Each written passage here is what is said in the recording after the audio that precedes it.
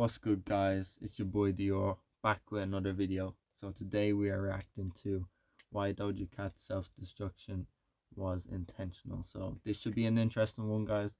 I'm gonna get everything set up and then we'll react to it. Alright, guys, we are here. Alright, so gonna react to this, but before we react to this, let's say a prayer, because we know Doja Cat's been on that demonic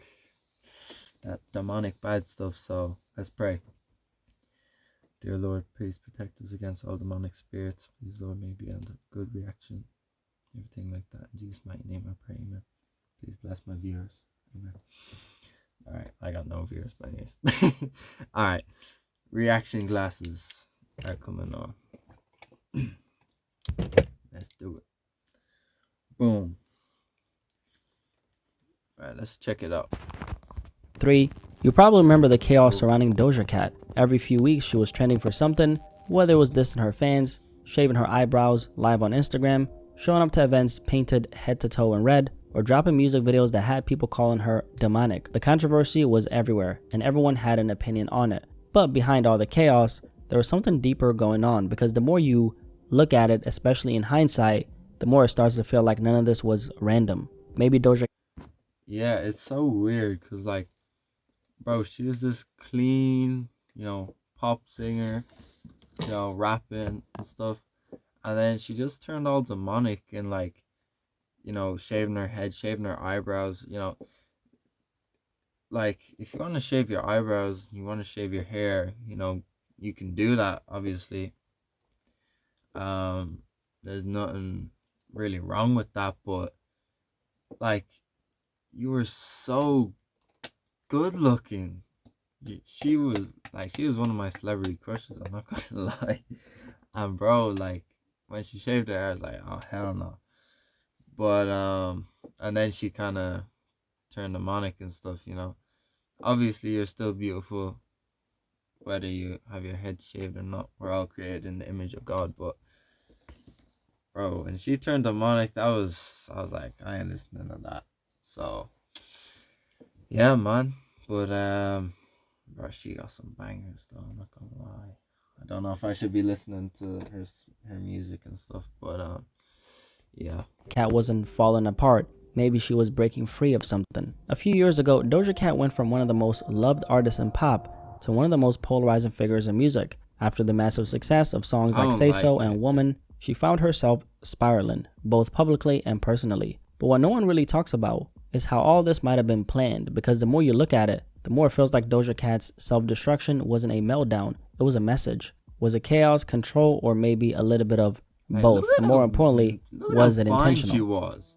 Most people were introduced to Doja Cat as this quirky, charismatic artist who could do it all. She could sing, rap, switch genres in an instant. Bro, she was so good. Oh my days. Like, y'all don't know, I know loads of songs. Tia Tamara, You're Right, Woman, Say So, Candy, Streets, Paint Town Red, obviously, and stuff. There's not like the newer stuff, but like I knew hella old song. Well, not that old. Moo, what a song! Oh my days. That was the one that blew her up. And still keep that sense of humor that made her likable. But somewhere between the fame, the pressure, and the internet noise, She was funny. She could rap. She was good. Like, bro, she had everything. She really had everything. Like, rap, funny, good looking, sing, like, dance. Like, bro, she had everything. Stage presence. Bro, she really self-destructed. Like, bro, she could have been on top of shit for a while. Like, I say she could have, maybe not, I don't know about Dua Lipa standards, but like, she could have been up there, Changed. Back in late 2021, we started seeing the early signs of something different. A shift in her behavior, her tone, and even how she interacted with fans. It was strange and erratic, but looking back now, maybe that was the beginning of a new era for Doja Cat. The first signs of Doja Cat's intentional self-destruction go back to late 2021. I actually made a video on it back then, and it was a story about when she went on Instagram Live and opened up about how unhappy she was with her time in the music industry. I love fashion, I do, I really do. I love to dress up, I love all that.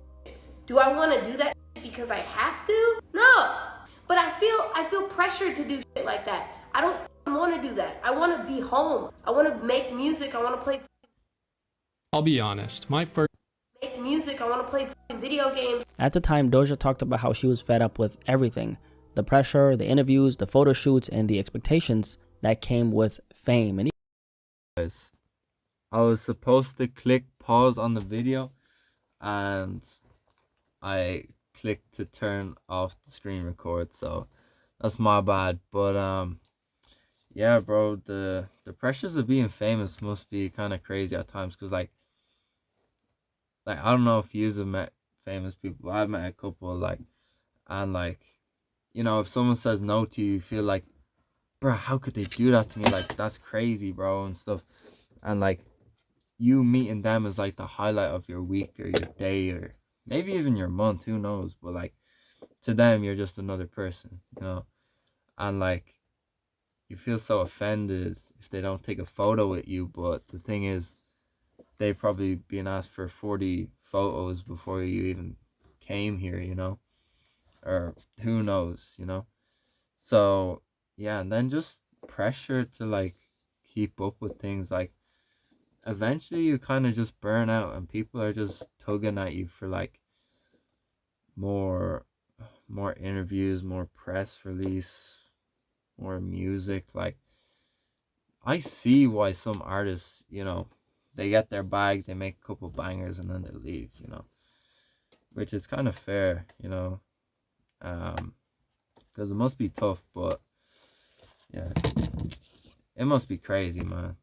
from people calling her ungrateful. Essentially, it looked like she was going through a phase of burnout. She was one of the biggest new artists in the world at that point, constantly in the spotlight, dealing with the pressure of having to keep up the momentum she had built up. But that burnout eventually turned into something else, because not long after that, Doja Cat made it clear that she was done trying to please everyone but herself. And that same image that made her successful was in the process of being broken down.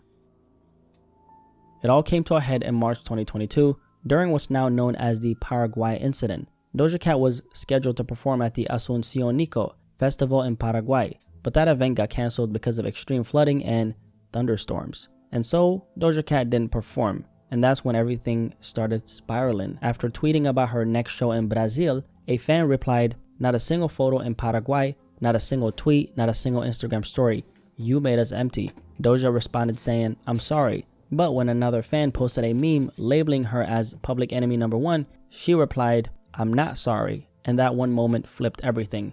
Within hours, Doja Cat is Over party was trending. Fans accused her of being heartless, of ignoring people who waited outside her hotel in the storm. And some fans even spread a fake screenshot claiming that Doja Cat had liked a tweet mocking Paraguayans. And then But hold on, waiting outside her hotel, like, was she coming from like those things you see, like the paparazzi waiting outside for her to come out of a car, and then like everyone's like fair enough, you want to get a photo, but there's probably like 100 people plus, bro. She could be tired, bro, who knows? Like, you gotta remember, these are normal people at the end of the day. Obviously, no one likes being rejected, no one likes being told no, and bro, it's tough if a celebrity says no to you. Like, thankfully I haven't had too many, but I've had like one or two. I met the Chelsea team, and there's 2 players that kind of said no.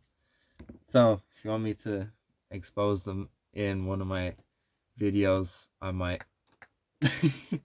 Nah, they're good players, man. But yeah, bro, it must suck to kind of have the pressure, but also it must suck for people to be told you ain't getting a photo, because like that means so much to a person. You feel me? the tweet that blew everything up, "This shit ain't for me, so I'm out, y'all take care." Doja Cat then changed her Twitter name to "I Quit." And for a moment, it really looked like she meant what she was saying. At that point, she wasn't really just having a bad PR week, she was collapsing, or it looked like she was collapsing. under the weight of everyone's expectations. Because while other artists like Machine Gun Kelly were doing pop-up shows from their hotel balconies to comfort fans, Doja Cat was getting ripped apart online for not showing the same energy. But Oh, bro, I don't think I've ever heard of that. A pop-up show from someone's balcony. That's actually tough. Yo, shout out to MGK for that. That's pretty cool, man. I actually respect that.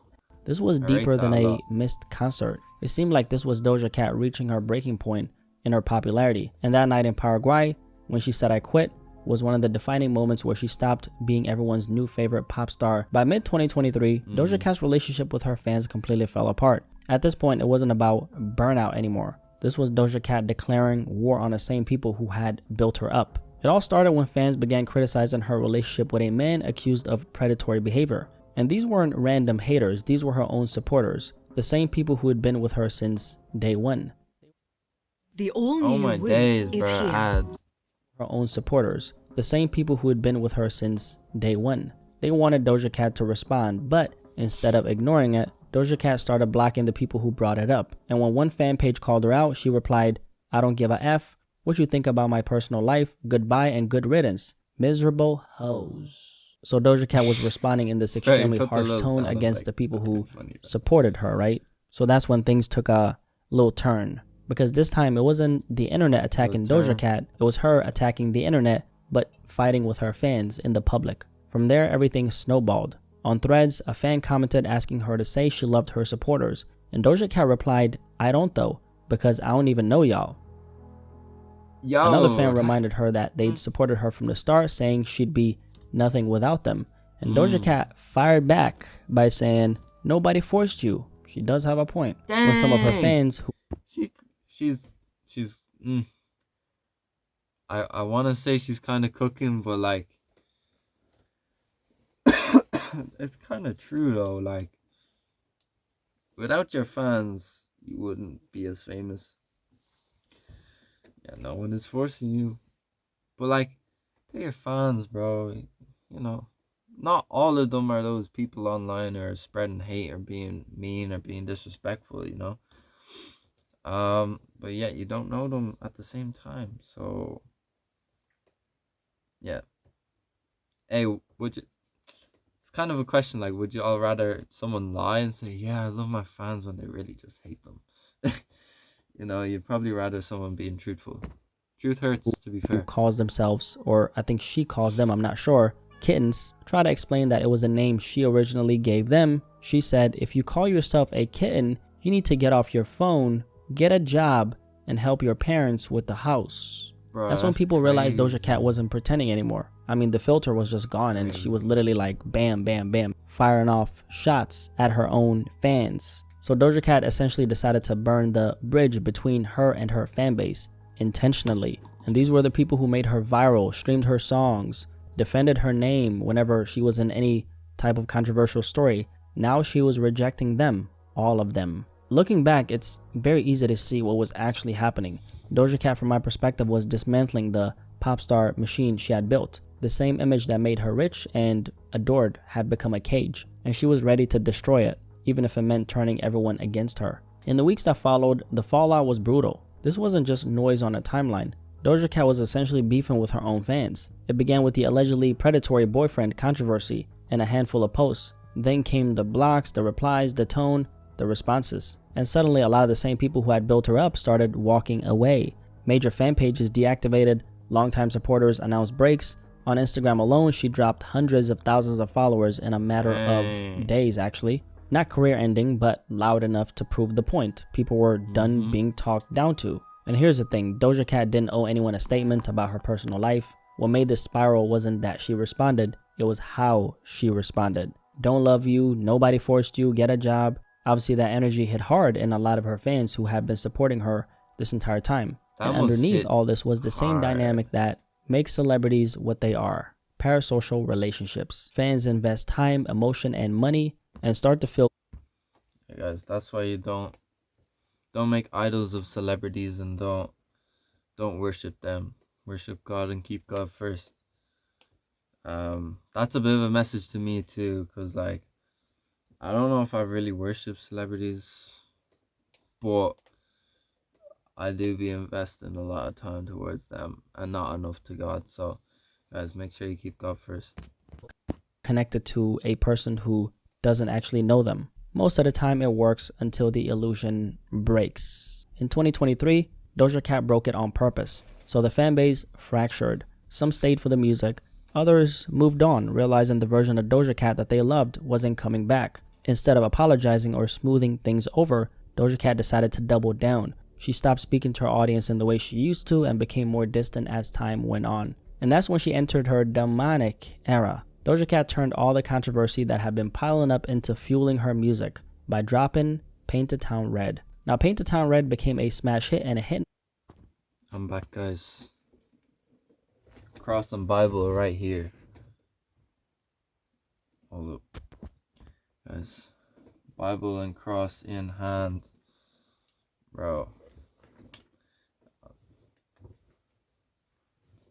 Be keeping these on deck. Number 1 on the Billboard charts. The song and video are open to interpretation, but my analysis is that it's a symbol of refusing to play inside the box people try to lock her inside. The devil wasn't literal, or maybe it was literal. I don't really know, right? To me, it was a character. In other words, the villain she'd become in other people's stories, now claimed on her own terms. What Doja Cat went through has often been compared to the phase Britney Spears went through in her career. In the late 90s, a 16-year-old Britney Spears exploded with Baby One More Time and became the face of teen pop. 16? She dominated the early 2000s with songs that defined. Bro, that's crazy, bro. How like people be blown up, like some people blow real early. Like, what, Justin Bieber? How old was he? He was 12. I don't know. I don't know how old he was. Michael Jackson was 5. Or maybe a little bit later, six or 7. I'm sorry. I know Chopper, bro. He came out with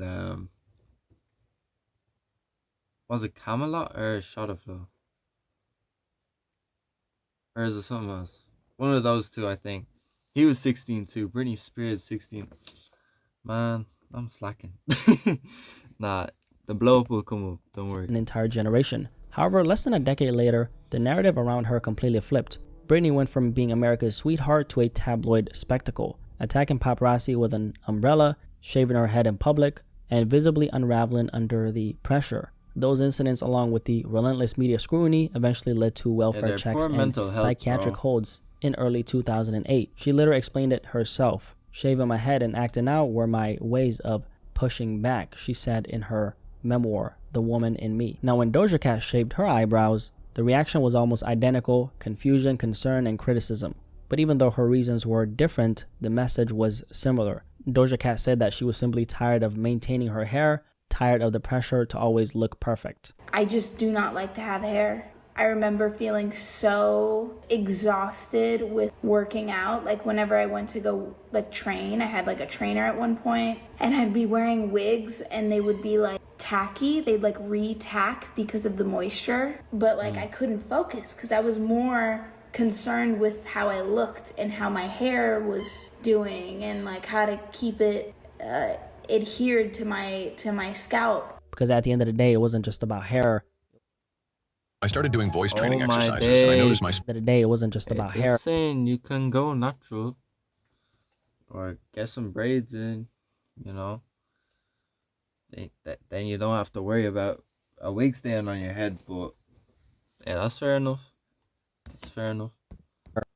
It was about image, and in her case, it was about rejecting the beauty standards that the music industry constantly tries to box women into. Because for years, Doja Cat felt like she had been a slave to that image. The flawless pop star, the playful and funny internet girl, the beauty standard everyone either wanted to be or be with. Women admired the look and men sexualized it. And through all that, she became more of a brand than a person. So when she shaved her head and eyebrows, it wasn't just a haircut. It was an act of rebellion, a way of saying, you don't get to own my image anymore. I think there's something about an artist wanting to break the rules when they realize that everyone's already decided who they're supposed to be, because once people label you, it's like they stop seeing who you actually are and they just see the version of you that fits their expectations. And Doja Cat has always been hard to categorize. She's always been seen as too weird for the mainstream pop world, too pop for hip hop, too alternative for R&B.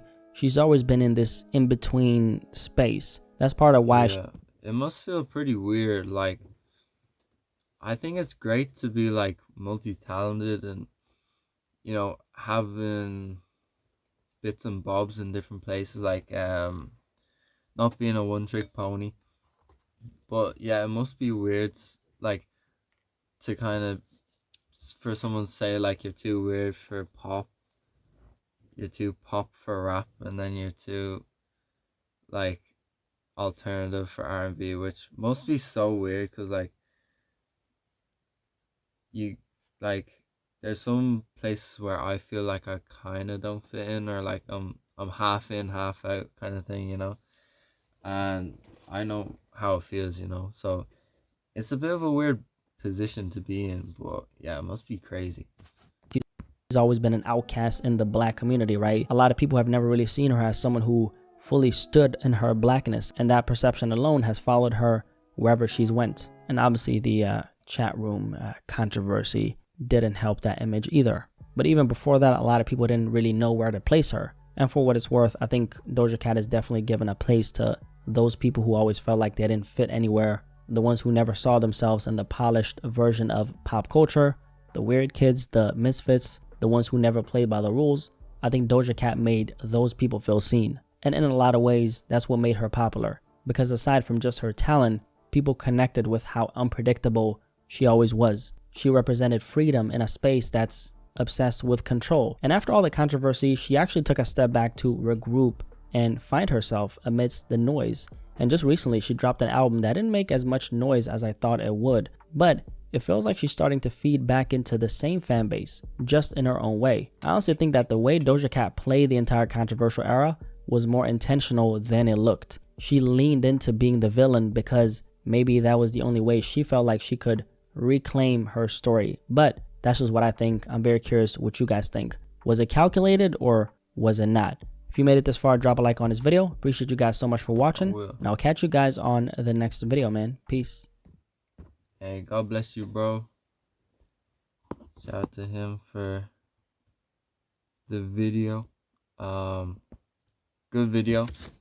God bless you guys. Thank you for staying the whole way. If you did, if you didn't, do better. Yeah, that was crazy. I'd say it was a little bit, maybe a little bit calculated. It's interesting to think that someone kind of jeopardizes their own career or does that sort of thing, but yeah. I'm gonna try to find a Bible verse and then yeah. Alright guys. So it is Matthew 23. Matthew 23:34, I think. It's the greatest commandment. Hearing that Jesus has, well, it's not going to be one verse, it's going to be like a paragraph or two. Hearing that Jesus had silenced the Sadducees, the Pharisees got together. One of them, an expert in the law, tested him with this question: Teacher, which is the greatest commandment in the law? Jesus replied, Love the Lord your God with all your heart, all your soul, and with all your mind. This is the first and greatest commandment, and the second is like it. Love your neighbor as yourself. All the law and the prophets hang on to these two commandments. Bro, amazing verse. Love God with all your heart, mind, body, and soul. Jesus died on the cross for your sins. So make sure you live for him. He died for you publicly, so don't live for him privately. God bless you all. Thank you for tuning in, and peace.